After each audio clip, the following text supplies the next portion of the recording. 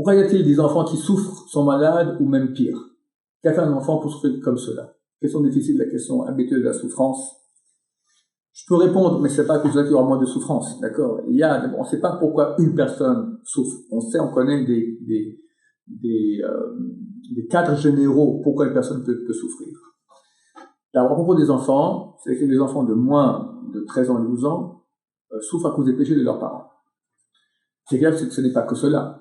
Dieu savait que les parents pécheraient, donc il a envoyé l'âme de cette personne dans ce corps-là, elle doit souffrir. Pourquoi une âme doit souffrir? C'est très simple. D'habitude, elle a un passif de réincarnation passée. La souffrance est la meilleure chose qu'une personne peut vivre sur Terre, même s'il n'a pas fait de péché, d'accord? La souffrance, je ne sais pas comment expliquer ça là maintenant, j'explique dans les cours très souvent, ça décuple, pas ça décuple. Je m'en rappelle pas. Pour dire en français, 1000 fois plus, d'accord? Chaque seconde de vie, je peux agir, je peux faire. L'action que je fais demande un effort. Mais ce que je pourrais faire en 120 ans, c'est limité. Quand Hachem veut que je reçoive 1000 fois plus, qu'est-ce qu'il va faire? Il va faire que chaque seconde, mon investissement personnel sera beaucoup plus grand. L'effort que je ferai sera beaucoup plus grand. C'est quoi un grand effort? C'est souffrance. Même si je ne fais pas de ça, par le simple fait de souffrir, mon investissement personnel, je peux dire, face à la justice, c'est-à-dire pourquoi tu lui donnes tellement? J'ai payé, j'ai donné pour ça, j'ai investi. Plus l'investissement est grand, plus le mérite est grand. Donc, à nos yeux, cette souffrance, elle est terrible, mais il faut savoir que Dieu ne fait rien pour le mal, c'est que pour le bon.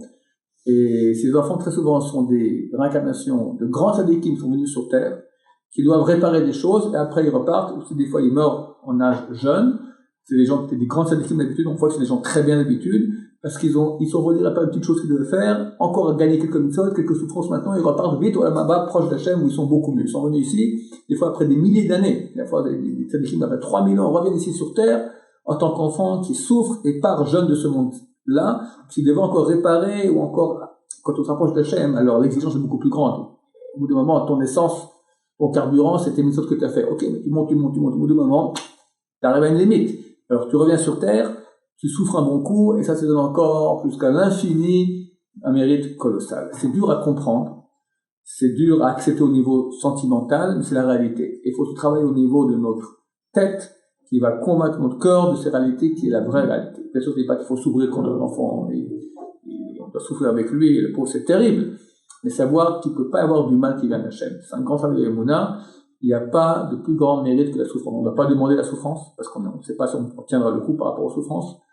Ce n'est que des très grands qui ont demandé les souffrances. On connaît qu'on demande les souffrances, d'accord? Mais c'est pas notre niveau à nous. Mais si ça vient, Hachem sait ce qu'il fait, et c'est tout le fruit du Olam Haba. Tout le fruit du Olam Haba. Ceux qui ne souffrent pas, pour la question de Rav Steinman, il a dit, alors on souffre pour les mitzvot, quelqu'un se met à faire une prière, et Shabbat, il peut partir en vacances, toutes ces choses qu'on fait, les efforts qu'on fait pour les mitzvot, c'est aussi une souffrance. Plus petite, bien sûr que ces souffrances dont vous parlez, ça sera aussi notre fruit de Olam Haba. Celui qui a la chance, je dis bien la chance d'avoir, moi je ne te demande pas cela, et que Dieu me protège, que jamais de souffrance.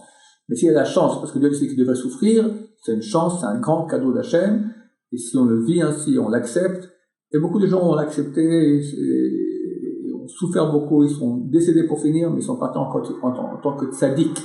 Ils parlent au Olam Haba, tous les anges les reçoivent, les saluent, ils ont tout droit, ils vont près d'Hachem. Il faut comprendre que, comme j'ai dit dans ce cours au début de ce live, d'accord, ce monde-là est fini, et pour la souffrance qu'on a dans le monde fini qui dure combien? Allez, 1 milliard d'années par rapport à l'infini, ça vaut zéro, il n'y a pas les maths, rien. On va avoir le milliard d'années, on parle d'une vie, d'accord, d'une partie d'une vie, même quelques années, ou même quelques secondes des fois.